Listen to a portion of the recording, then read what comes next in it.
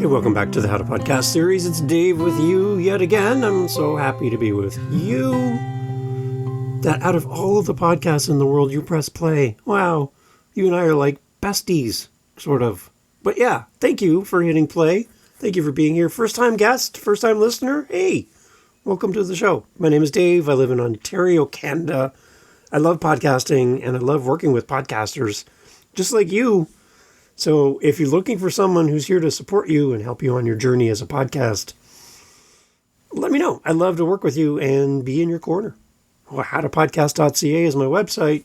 Let's jump in. I wanted to talk today about 4 business principles that every podcaster should apply, whether your podcast is a hobby or a business.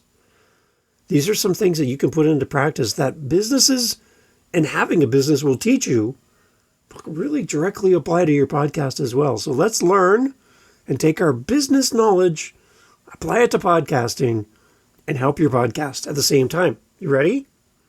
Let's get busy. Okay. Let's talk business on the How to Podcast series. Here we go. Loving your podcast as a hobby is essential for long-term motivation for being a podcaster and showing up for your show, no matter what your show's about. No matter if you have a team of 20 or it's just you, your love of podcasting as a hobby is going to keep you going through everything. But sometimes treating your podcast more like a business helps elevate your show's impact, helps elevate your show's reach, and unlocks the potential to grow your podcast, to grow your show. So I have 4 foundational business principles that are really important in business that I think carry over into podcasting seamlessly. And it will help you to enjoy the creative side of podcasting and the creative process of being a podcaster and help you to build a sustainable and more professional operation around your podcast, no matter what you talk about. Let's jump in. The first one. Define your purpose and your target audience. So I'm a musician. I've been doing music for 45 years. And I've played some really smoky bars. I've been in front of big arenas. I've been in front of beachfront shows. I've seen a lot of different things from the stage. And I got to tell you, we don't see everything happening in the crowd, by the way. But sometimes we do. And you, as a musician, need to read the room. So I'll give you an example. We were supposed to do this big show at a bar. And they had us come in around 6:30 to set up. Now, the bar is actually a restaurant that flips from being a restaurant to being a bar around 7:30. But at 6:30, guess what's happening? It's a restaurant. And what happens at 6:30 at night? People eat food. So here we come in with a truckload of gear and equipment and drums and instruments and sound equipment and mics and cords. And we show up at the front door and the owner's like, yeah, we're still serving food. So if you can quietly set up in the corner, that'd be great. To get to where we have to set up, we have to come through the main doors, through the dining room where everyone's eating, having a great time. Here comes Dave carrying a big speaker system and my guitar and my amps and we make our way to what is the stage, which 5 minutes before was where somebody was sitting and having dinner. They move the tables off to the side and we can set up on this air quote stage. And normally when we do a show, we would come out like all guns blazing, just boom, like the music would be loud and it would just draw people in, right? We start with our best of our best.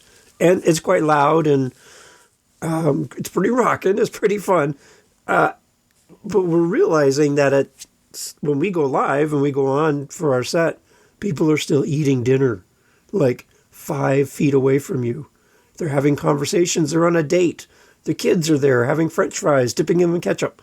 And here we are, ready to blow everyone's socks off with the volume of what we would normally do in a bar setting. And this is a dining room in the moment. And I look over at the lead guitar player and I'm like, we got to change our approach here. Because if we come out in our normal way, we're going to blow these people away from their dinner and empty the room. So we had to take what would normally be our softer side of our music and start with that instead, which was like, some people in the band were not happy with this because we do what we do and they'll have to adjust. No, read the room. You need to adjust your set so that you don't empty the room. We do want people to hear us play. So if we come out too hard and too fast with our music, everyone's going to leave. That's not fun. So we changed our entire set because we read the room. We defined our purpose and our target audience in the moment and went, even though traditionally we approach it this way, we're going to have to make a change in this situation and for this audience and move to a slower, more calmer beginning to our show and then raise the volume and the intensity throughout instead of hitting them with the hard, fast stuff right from the start. Now, as a podcaster, my question to you is, how are you defining your purpose and your target audience? What are you doing to read the room so that you know that your message is landing in the right place for the right people at the right time without emptying the room? How are you adjusting? You need to define the purpose of your show and your target audience. Every successful business starts with a clear purpose, a well-defined target market. For podcasters, this means knowing why you're podcasting at all. Are you here to educate people? Are you here to entertain people? Are you there to inspire people to do great things? And who are you speaking to? By having clarity to guide your content and your marketing and how you're going to grow your podcast, it ensures that your episodes really truly resonate and build loyalty with your podcast audience. So, my question to you, when's the last time you, quote, read the room? And if you've been podcasting for a while, how do you do that? Well, one of the best ways is to have a survey from your audience. You can set it up on Google and create a little survey that you can put in your show notes so people can click a link and go to, but get feedback. Ask your audience what they love. Ask the audience what they're missing. And be attentive to the responses because you're going to hear from people. It's going to take a little while for people to trust you with their opinion of your show. But in doing so, it's going to help you to really hone in on your purpose and hone in on your target audience. Just ask.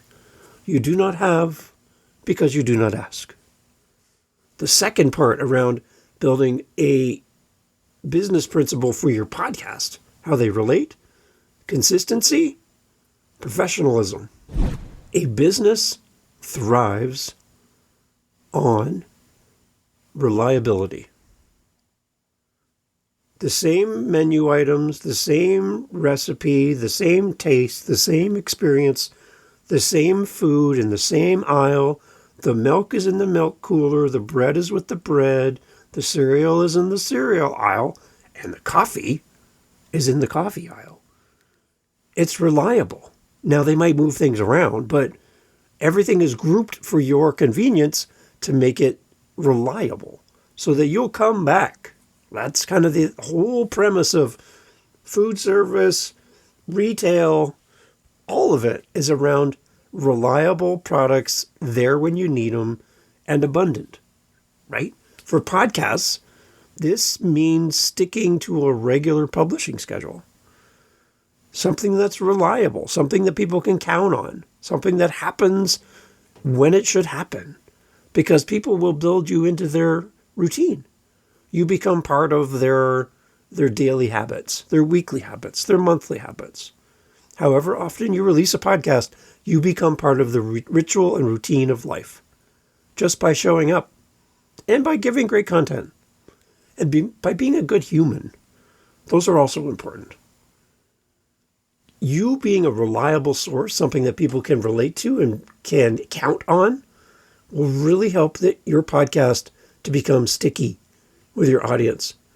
And your regular publishing schedule and maintaining high production standards for your show helps in the consistency of people showing up for you in your show as you show up for them as a podcaster. Consistency builds trust. It builds anticipation. If I know that your show comes out on a certain day at a certain time, I'm looking for it. Because, again, you're part of my routine.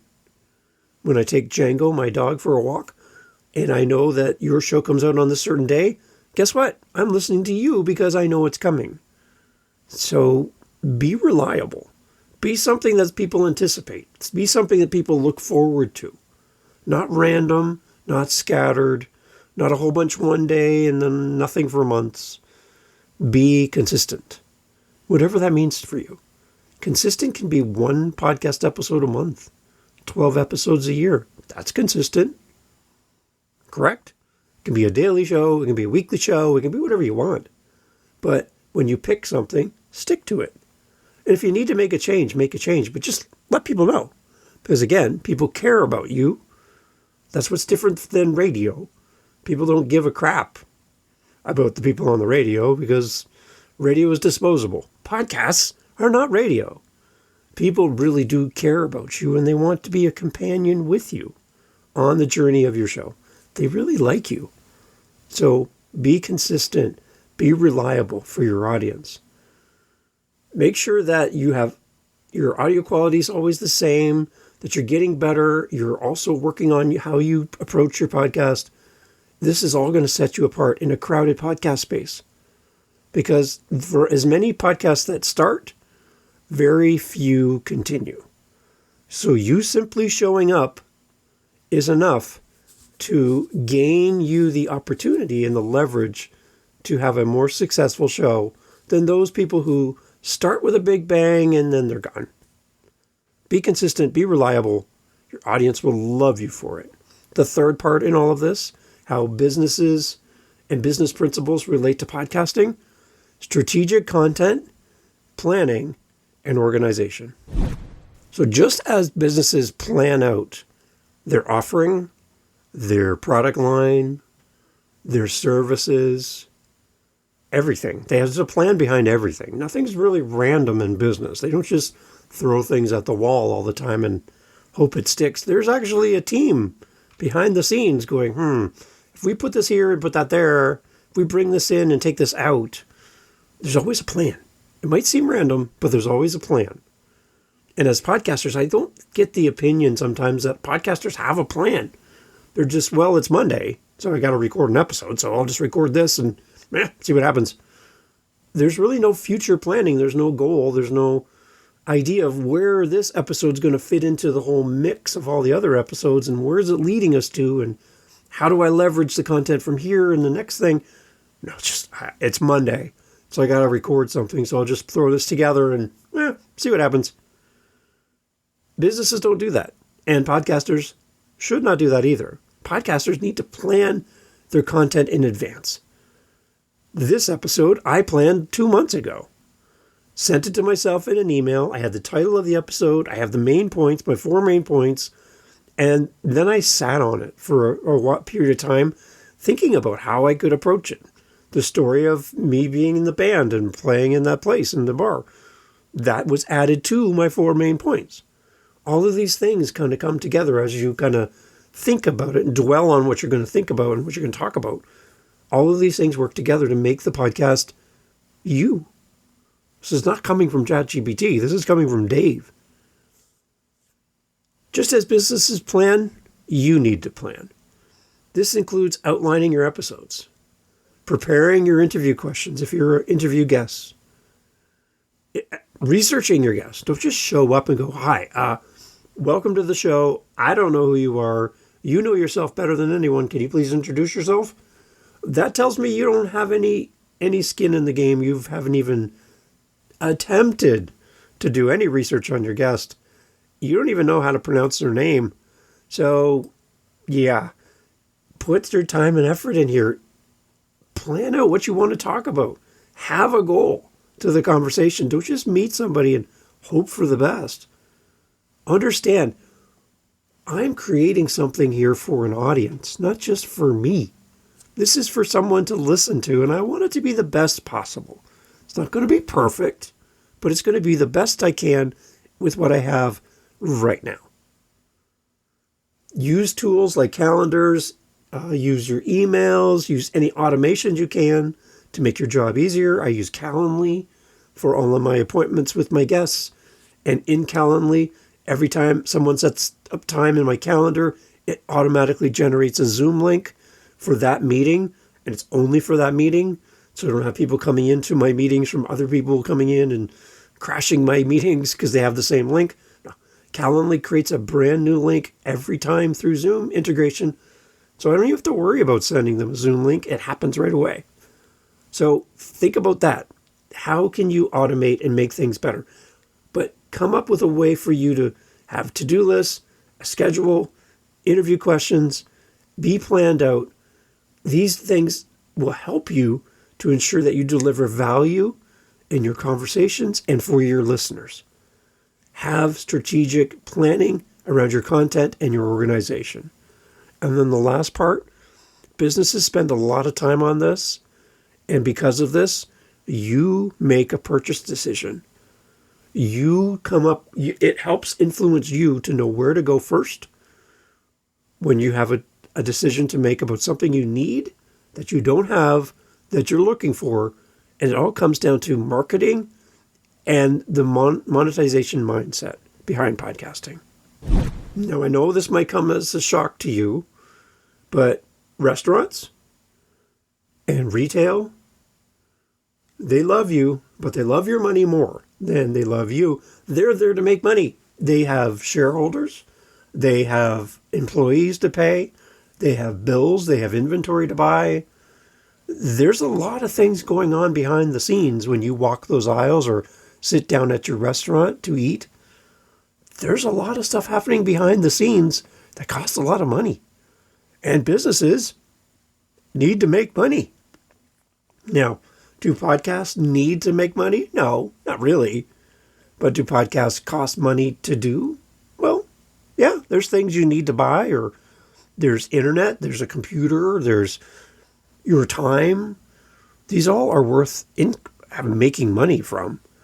So if we take a look at the marketing and the monetization side of business, how does it relate to podcasting? When you treat your podcast like a business, this means actively promoting it and exploring more monetization opportunities. To develop a marketing strategy using social media, collaborating with other people as guests, being a guest yourself. If you're not in the habit of being a guest on other shows as the host of a podcast, you're missing something here. Because when you jump into the passenger seat and you become a guest, it's going to help you to be a better host. So my encouragement for you, if you're not that type of person to be a guest often, to plan on being a guest once a month, maybe, and meet more people. It's going to grow your community, grow your connections, and those connections pay over the long term. It will definitely help you. So please consider being a guest on someone's show. It's all going to help. All these things work together to help grow your audience. The more people who know about you, the better. I was just on a show today, and the host says, we live generally in the same area of the world, and he had no idea who I was. And he's like, how did I not know you? Like with all these podcasts and everything. See, there's a gap there in that conversation. What Dave was taking in was, I got to get out there more. I got to be out there in front of people more. Here's a gentleman who lives close to me, has no idea what I do. And because he invited me onto his podcast, unrelated to what I do, he's like, wow, I gotta look into this more. And that's the key. Get in front of different audiences that are not yours. Bring value. Serve the host as a guest. And watch what happens to your community as new people hear your voice on someone else's show.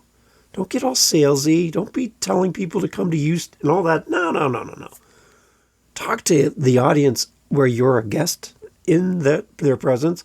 Talk to that audience and serve that audience and encourage the host in front of their audience. That is so meaningful. What I love to do when I'm a guest on your show, when we're ending up and wrapping up the typical call to action pathway to engagement for my friends, as we're on that closing part of the episode, what I love to do is spin it back and take the mic and talk to the audience who already loves the host of this show that I'm a guest on, and encourage the listeners to support the host that has invited me onto their show. And the look of confusion that I get from most hosts when I take the mic and do that on their behalf. Some hosts don't like to get on and ask you to do things, support them, buy them a coffee, send them a DM, reach out through email. I like to be the guy as a representation of the audience on the show that I listen to, encouraging my fellow listeners while I'm a guest to go and support the host of the show. And I tell you, by coming in with that spirit as a guest, that's meaningful and you're going to be remembered. It's remarkable, and people will remark about remarkable things. So be remarkable. You'll see the impact.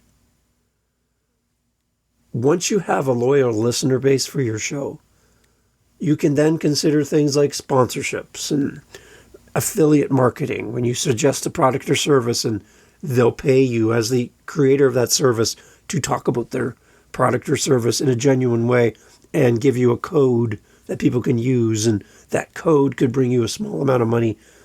All these things could come to you.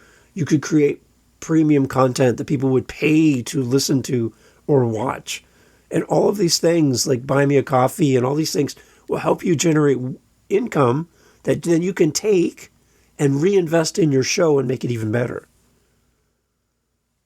Businesses have to make money. Podcasts don't technically need to make money. You can do a hobby show and that's fine. But I think even if you have a hobby show, having a buy me a coffee, for example, is a way for your avid listener to say, you know what, I really like your show and I like you as the host and I just want to say thanks. So here's some money. Thank you for what you do. And I just want to just appreciate you because you and I are friends. I'm a listener of your show and you bring me value. And I just feel like I am compelled, not because I've been forced to, even asked to, but I feel compelled to give back to the show that I love. And I would love to give you something to say thank you. So use it as an engagement piece. I think that you would be surprised at how generous your audience is if you simply give them the opportunity to say thank you. So if you go to buymeacoffee.com and set up a free account, go through all the steps. And if it's your first time setting up a Buy Me a Coffee, what I'd love for you to do is send me a message with your link to your Buy Me a Coffee page. And I want to be one of your first donations to your Buy Me a Coffee. The audience of the How to Podcast series and the other shows that I do are extremely generous. And I really appreciate everyone for doing this. I like to take that money and reinvest it into other people who are either just starting out or they've been doing podcasting for a long time, but they haven't made any money with their show.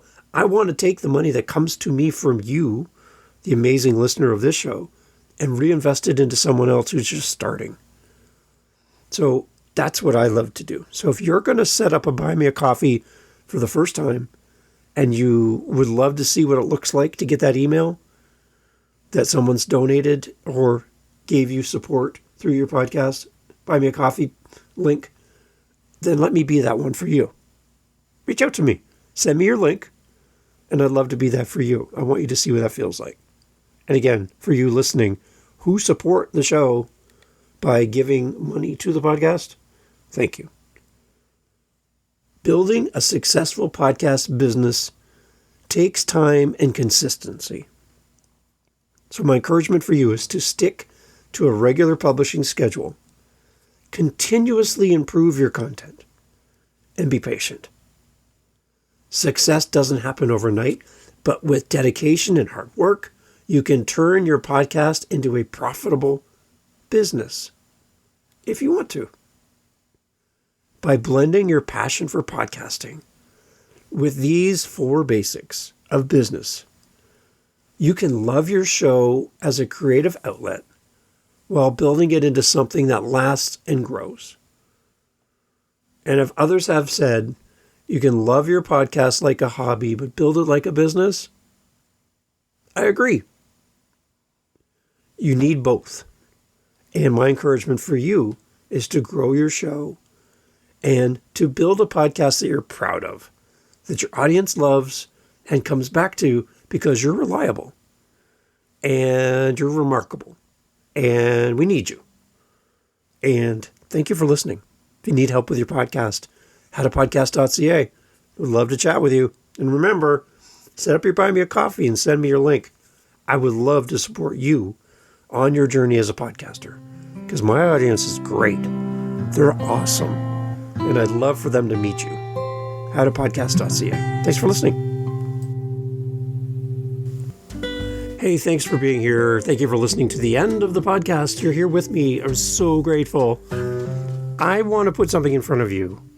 For the person that's listened this far, you're my new best friend. So what I'm trying to do every month is I have a goal, and you can help me with this goal. Very simple. What I'm trying to do is have 5 conversations this month with listeners of the How to Podcast series. You don't have to have a podcast to respond. This can be the first time ever that we're going to have a conversation, but I'm looking to talk to 5 people. Now, you're still here, so you're one of the people that I would love to talk to next. So on my howtopodcast.ca website is a calendar, and I'd love to have you respond on howtopodcast.ca. Just click the calendar link, set up time in my calendar, and in the comment section for the meeting, just put something like listener. That's it. If you have a show, put it in the comments too so I can go listen. But if you don't, I just want to talk to 5 listeners every month from now to the end of the month. So if you're listening to me right now, you're the person I want to talk to. And through howtopodcast.ca, you and I can get together, chat about the show, chat about your journey as a podcaster. Where are you at? What do you need the show to become for you? What's missing? Your feedback. I just want to meet you. And as podcasters, I would encourage you to do something similar to this in your podcast so that you can meet and interact with your audience. So, howtopodcast.ca, I'm looking to talk to 5 people every month, and I would love for you to be one of them. Reach out. It's free. I'm not selling you anything. I just want to talk to you at howtopodcast.ca. Let's get in the calendar and chat. Thanks for listening.